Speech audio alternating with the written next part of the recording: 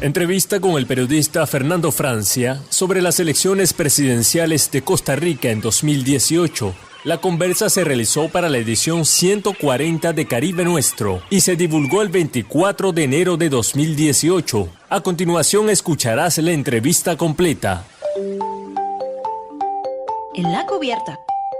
Este 4 de febrero se harán elecciones en Costa Rica. Más de 3 millones de ticas están convocados. De las urnas saldrán el nuevo presidente y los 57 diputados para el periodo 2018-2022. Para conocer cómo avanza la campaña electoral y qué dicen las encuestas, montamos a este barco informativo a Fernando Francia, periodista, corresponsal de Telesur y colaborador de la Radio del Sur. Fernando, gracias por estos minutos para Caribe Nuestro. Primero, queríamos saber cómo avanza la campaña presidencial en Costa Rica. En Costa Rica la campaña electoral ya está en su máximo apogeo. Las elecciones son el 4 de febrero y todos los partidos, los 13 contendientes para la presidencia de la República y cerca de 50 partidos contendientes para la Asamblea Legislativa, pues están haciendo sus máximos esfuerzos para llegar a toda la población costarricense, más de 2 millones que tendrán que votar el 4 de febrero. La campaña electoral se ha basado en varios temas. Los partidos políticos han insistido en hablar de temas como corrupción, temas como el costo de la vida, la infraestructura, que ha estado bastante rezagada en Costa Rica, pero en los últimos días se ha polarizado de forma muy fuerte en torno al tema de la posibilidad de las personas del mismo sexo que puedan contraer matrimonio o que puedan tener por lo menos algunos derechos civiles. Este tema que ha sido colocado en la agenda nacional por el fallo de la Corte Interamericana de Derechos Humanos, que en una opinión consultiva dijo que Costa Rica debería hacer respetar los derechos de todas las personas, sean estas una pareja del mismo sexo o no, para que pueda disfrutar de exactamente las mismas condiciones de cualquier tipo de familia. Esta opinión consultiva de la Corte Interamericana de Derechos Humanos atizó la campaña electoral porque abrió fuegos conservadores y hizo subir, por lo menos en algunas encuestas, hizo subir la preferencia electoral por algunas de las opciones más ultraconservadoras del espectro político costarricense. En estos momentos en las encuestas hay una especie de vuelta del bipartidismo, pero esta vez representado por 4 personajes, 4 personas que son candidatos y vienen de las estructuras del antiguo bipartidismo de los partidos hegemónicos que desde los años 70 hasta ahora han dominado la oferta electoral, claro, con la excepción del último gobierno, el actual gobierno del Partido Acción Ciudadana, que rompió el bipartidismo. Pero todo indicaría que las fuerzas de derecha y conservadoras que están arriba en las encuestas podrían ser las que vayan a una segunda ronda que tendría que ser el 1 de abril. Fernando, ya lo decías, 13 personas se postularon a la presidencia de Costa Rica, pero ¿qué dicen las encuestas? ¿Cuáles son los candidatos mejor posicionados en la intención de voto?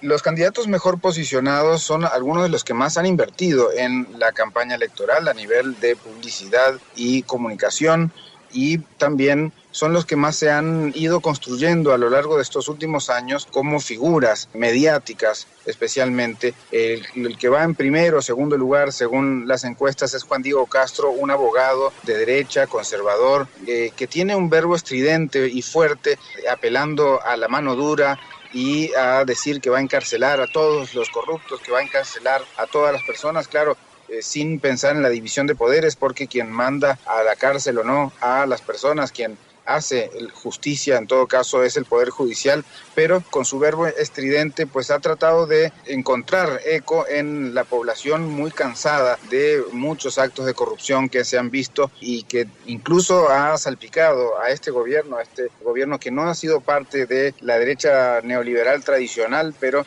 que se ha colocado en un lugar de centro sin mayores cambios, y por lo tanto la población pues ha desencantado de la palabra cambio y de la posibilidad de un cambio, volviendo ahora a las viejas estructuras del bipartidismo. Entonces en los primeros lugares encontramos a esta persona, Juan Diego Castro, que es este abogado que además no tenía partido siquiera y encontró un partido que en las últimas elecciones no había quedado ni con un diputado, ni había figurado arriba del 0,5%, que es el Partido de Integración Nacional, prácticamente alquila una casa electoral y entonces queda arriba de las encuestas. Y en segundo lugar está el hegemónico de los últimos 30 años, Liberación Nacional, un partido de derecha, conservador también, en donde el candidato Antonio Álvarez de Santi ha sido diputado, ministro de muchas de las últimas administraciones de ese partido, y además se ha plegado ahora en esas últimas semanas a lo que se llama, y lo que algunos han llamado, estar en contra de la ideología de género, como una forma de empatizar, de empatar con la gente más conservadora, que al criterio de estas campañas pues es la mayoría de la población, y así lo están, por lo menos las encuestas están diciendo que es así. En tercer y cuarto lugar, dos personas que vienen del mismo partido Unidad Social Cristiana, su nombre ya lo dice, es Rodolfo Pisa y Rodolfo Hernández, dos personas del Partido Unidad Social Cristiana que buscan entonces también por separado la presidencia de la República. Por eso decíamos que esta es la vuelta del bipartidismo, pero de cuatro cabezas, porque los dos primeros lugares los ocupan exministros de Liberación Nacional y los dos, tercer y cuarto lugar, lo ocupan dos figuras de la otra cara del bipartidismo, el Partido Unidad Social Cristiana.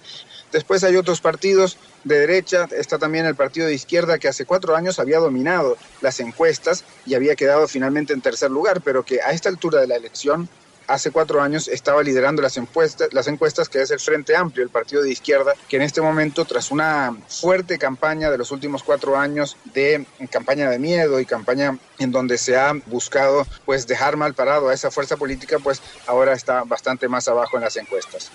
Justo sobre ese punto, Fernando, ¿qué pasa con la izquierda costarricense? Bueno, justamente la izquierda costarricense no ha sabido capitalizar todo el caudal político que había conseguido hace 4 años con José María Villalta de candidato a presidente, y había logrado dar un salto de 1 diputado a 9 diputados del total de 57 de la unicameral Asamblea Legislativa costarricense. Es decir, había llegado a un 15%, algo histórico en el panorama electoral costarricense, pero no pudo capitalizar ni políticamente ni económicamente todas esas ventajas que había conseguido con esa votación tan alta en febrero del 2014. José María Villalta declinó la candidatura a presidente y la tomó el actual diputado Edgardo Araya, que no ha logrado darse a conocer de manera rotunda y a toda la población. En este momento algunas encuestas indican que tiene un 40, un 50% de reconocimiento del público. En cambio, José María Villalta, que ahora es candidato solamente a diputado, es conocido por un 95% del electorado, producto, claro, de haber sido diputado hace 8 años y también haber sido candidato a presidente hace 4 años. Pero digo que no ha capitalizado políticamente porque todas esas adhesiones, en un clima enrarecido de poca cultura política que se vive en Costa Rica, muchos de los que antes decían votar a José María Villalta y al Frente Amplio en 2014,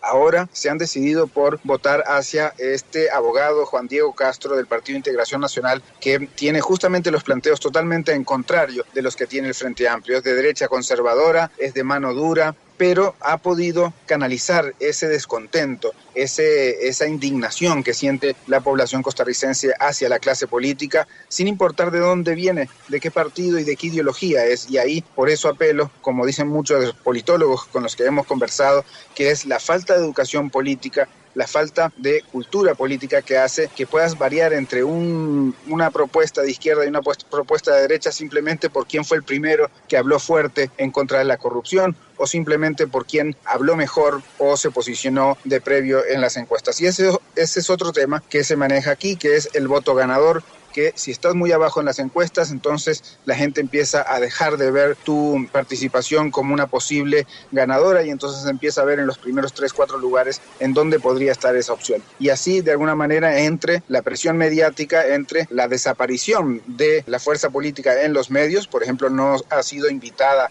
el Frente Amplio no ha sido invitado a participar en alguno de los debates más vistos en la televisión privada, e incluso algunos de sus spots de campaña, de sus anuncios de campaña, fueron censurados pese a haber sido pagados por adelantado. En diciembre del año pasado se habían censurado uno de los spots del Frente Amplio por parte de las televisoras. Esto habla un poco también de la parcialidad que toman los medios en estas épocas electorales. Fernando, de acuerdo a los sondeos, en Costa Rica está ganando la indecisión. Más del 30% de los encuestados está indeciso, José Gregorio. Algunos analistas, Fernando, hablan del desencanto del electorado costarricense con su dirigencia política. Fernando, ¿este desencanto es real? Y si lo es, ¿a qué crees que se deba?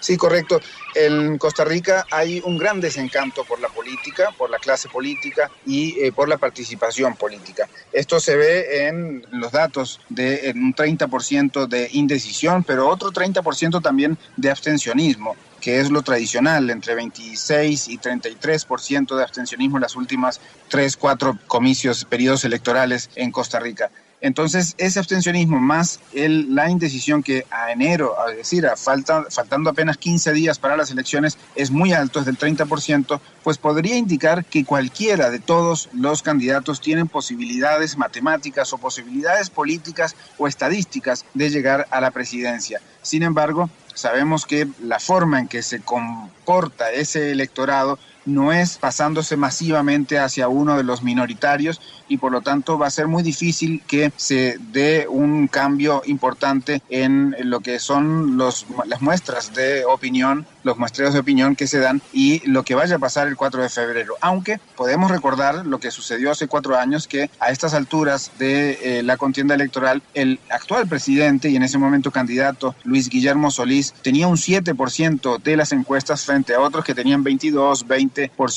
de la preferencia electoral. Así que realmente todavía no está nada dicho, todavía no está nada decidido. Claro que todos están trabajando para ganar más curules, más espacios, más escaños en la Asamblea Legislativa, pero también están tratando de luchar por la presidencia de la República o al menos de quedar entre los 2 primeros lugares que podrían llegar a disputar una segunda vuelta si es que nadie llega al 40%, que es el umbral en Costa Rica, el 40% de los votos válidos para poder ganar en primera ronda y así no tener que disputar una segunda ronda con alguno de sus rivales el 1 de abril. Es decir, que entonces ya llegando al primero o segundo lugar, si están por debajo del 40%, podría entonces tener una posibilidad de luego disputar el triunfo. Y ahí hay muchas posibilidades de que se enfrenten unos y otros y pueda haber algún cambio en lo que ahora se está por lo menos debatiendo en los resultados de las encuestas actuales. Fernando, ¿qué balance haces del gobierno de Luis Guillermo Solís?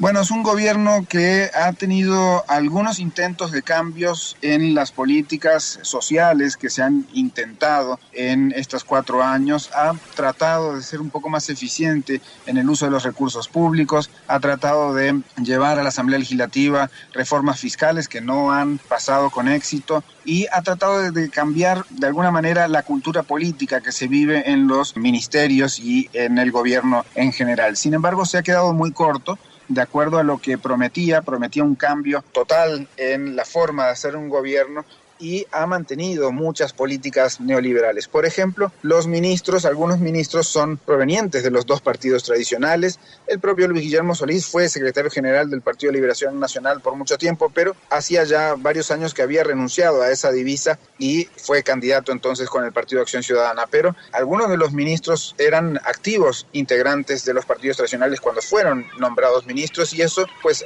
gran parte del movimiento social se ha quejado del continuismo que ha sido este gobierno para las políticas neoliberales que se venían aplicando, por ejemplo, en temas de salarios. Entonces, ha intentado cambios, pero se ha quedado corto según lo que había anunciado en campaña. Y por otro lado, el movimiento social también le cobra un mal manejo del tema ambiental, en donde no se ha hecho sentir lo que era un pacto ambiental en campaña, lo que fue el pacto ambiental del partido de gobierno con las organizaciones ambientalistas, pues ellos dicen que nada de eso se ha cumplido y le cobran bastante esa falta de decisión en los temas ambientales.